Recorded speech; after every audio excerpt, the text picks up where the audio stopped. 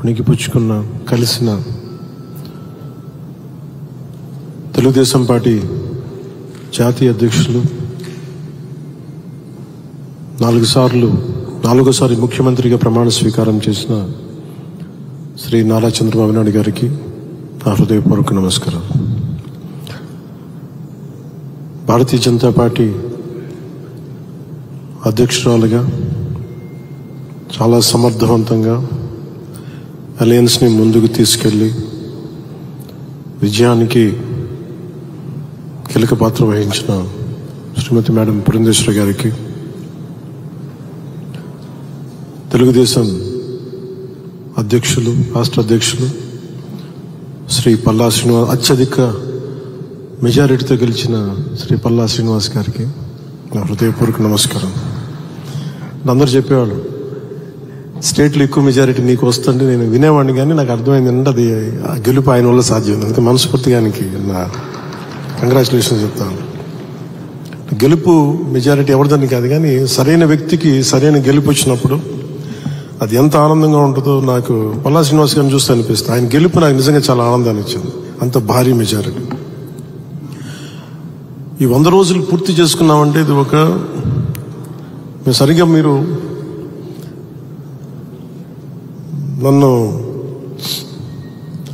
చంద్రబాబు గారిని, గౌరవ ముఖ్యమంత్రి చంద్రబాబు గారిని ఆ రోజున ఆయన ప్రతిపక్ష నాయకులుగా ఉన్నప్పుడు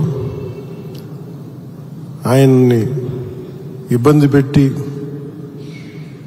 రాజమండ్రిలో పెట్టినప్పుడు, ఇక్కడ మన విజయవాడలో ఉన్నప్పుడు ఆయనకి మద్దతుగా నేను వస్తే ఆ రోజున నన్ను ఆపితే నేను ఆ రోజున ఒకటే మాట చెప్పాను అందరికీ, అప్పుడున్న అధికారులందరికీ, సరిగ్గా మీకు 6 నెలల్లో ప్రభుత్వం మారిపోతుంది, మీరు వెయిట్ చేయండి. అది అహంకారంతో గర్వంతో చెప్పలేదు, చాలా విసిగిపోయాం. మన విజయం ఇదే కూతవేటు దూరంలోని ఇప్పటం గ్రామంలో జనసేన సభ పెట్టి వైసీపీ వ్యతిరేక ఓటుని చీలనివ్వం అని ఒక ప్రతిపాదన చేసినప్పుడు దాని వెనక తెలివితేటలు కానీ వ్యూహాలు కానీ ఏమి లేవు. ఒకటే ఒక లక్షణం ఏంటంటే లోపల గుండెల్లో రాష్ట్రం బాగుండాలి, విభజన దగ్గర నుంచి నలిగిపోతా వచ్చాం, బాగుండాలని ఒక్క బలీయమైన కోరిక తప్ప ఇంకేం లేదు దాని వెనక. కానీ అది సాధించడానికి ఎన్ని అవరోధాలు ఎదుర్కొన్నాం, అసలు జరుగుద్దా లేదా, ఒప్పించగలమా లేదా, ఎన్ని పడి పడి పడి కింద పడి మీద పడి ఈ రోజున ఇక్కడ గెలిచిన గౌరవ సభ్యులందరూ, ఎంపీలు కానీ ఎమ్మెల్యేలు కానీ అద్భుతమైన మెజారిటీతో గెలిచారంటే వైసీపీ వ్యతిరేక ఓటును చీలనివ్వకూడదు ఒక్క ఆకాంక్ష, ఒక్క బలమైన నమ్మకం, చంద్రబాబు గారి నాయకత్వం, సమర్థత, ఈ దేశాన్ని 3వసారి ప్రధానమంత్రిగా పగ్గాలు చేపట్టి ముందుకు తీసుకెళ్తున్న నరేంద్ర మోదీ గారి నాయకత్వాన, పురంధేశ్వరి ఆయన దిశానిర్దేశంతో, పురంధేశ్వరి గారి నాయకత్వంతో, తెలుగుదేశం నాయకులని చాలాసార్లు చెప్పాను, వాళ్ళందరి సమిష్టి కృషితోటి ఒక అద్భుతమైన విజయాన్ని సాధించాం. నాకు చాలాసార్లు అనిపించేది, ప్రతిసారి ఏం చెప్పాను, రోడ్ల మీదకి వెళ్తున్నప్పుడు మీరు గెలవరండి, ఇప్పుడున్న వైసీపీ గెలుస్తుంది, మీరు గెలవరు. ప్రతిరోజు బయట వాళ్ళు ఎవరు చెప్పేవాళ్ళు, మనతో పాటు పక్కన ఉండేవాళ్ళు చెప్పేవాళ్ళు ఈ మాట.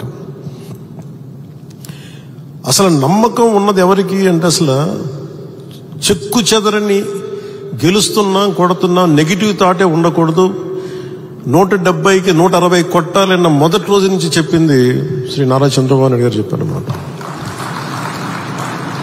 మనం అనుకుంటున్నాం, చేస్తున్నాం, చాలా జాగ్రత్తగా ఉంటారు, వ్యూహాలు ఉంటాయి, అన్నీ ఉంటాయి. కానీ ఎక్కడా కూడా ఆయన దగ్గర నుంచి నేను నేర్చుకుంది కించిత్తు అధైర్యం లేదు, భయం లేదు ఆయన దగ్గర. అంటే ఆయనకున్న అపారమైన అనుభవం నేను ప్రత్యక్షంగా చూశాను, జాతీయ స్థాయిలో చూశాను, ఆయన రాజమండ్రిలో ఉన్నప్పుడు చూశాను. అసలు ఈయనకి నేను ఒకటే అనుకున్నాను లోపల కొంచెం, అంటే ఈయనకి ఏమి జరిగినా అసలు భయం అనేది ఏ క్వశ్చన్ లేదు ఈయనకి. అంటే ధైర్యం తప్ప నాకు చాలా చాలా ఆనందం వేసిందంటే, ఒక వ్యక్తి ఎన్ని ఒడిదుడుకులు ఎదుర్కొన్నా, నిస్సత్తువతో అయిపోయినా, కుటుంబ సభ్యుల్ని కించపరిచినా, ఎన్ని రకాలుగా ఎన్ని అవమానాలకు గురి చేసినా,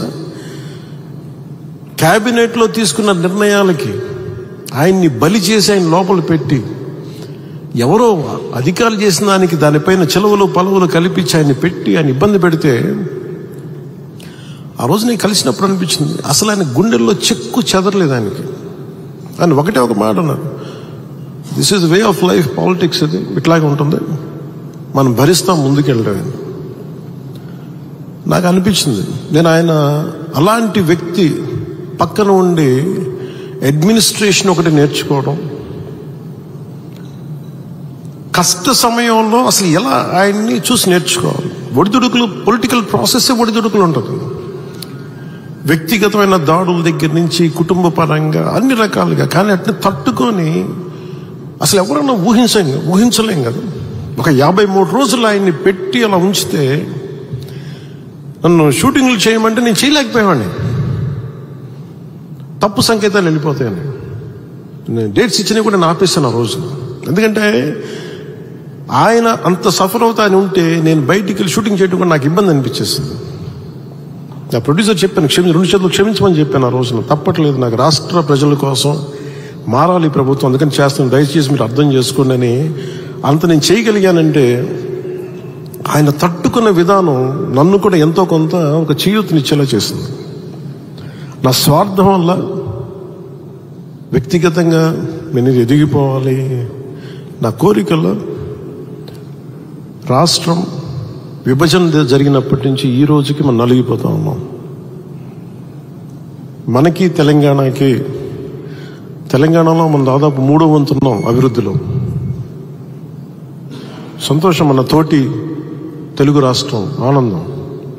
మనం పోటీ పడాలి, ఎదగాలి అంటే అనుభవం, పొలిటికల్ ప్రాసెస్లో అనుభవం ఒకటి చాలా చాలా కీలకమైంది.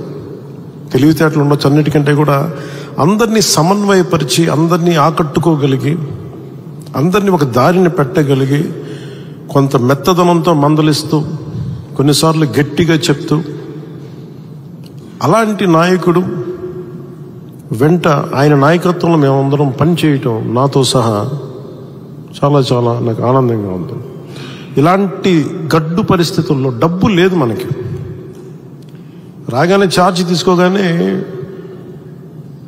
ఇవన్నీ ప్రోటోకాల్స్ ఉంటాయి, కానీ లోపల